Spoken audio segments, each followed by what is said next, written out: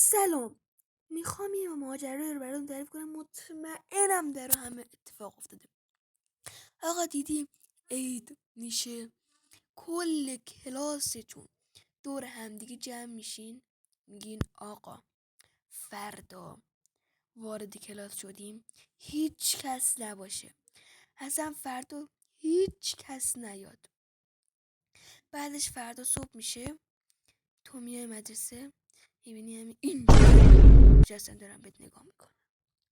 خب آخه من دیروز نگفتم به شما نیاین؟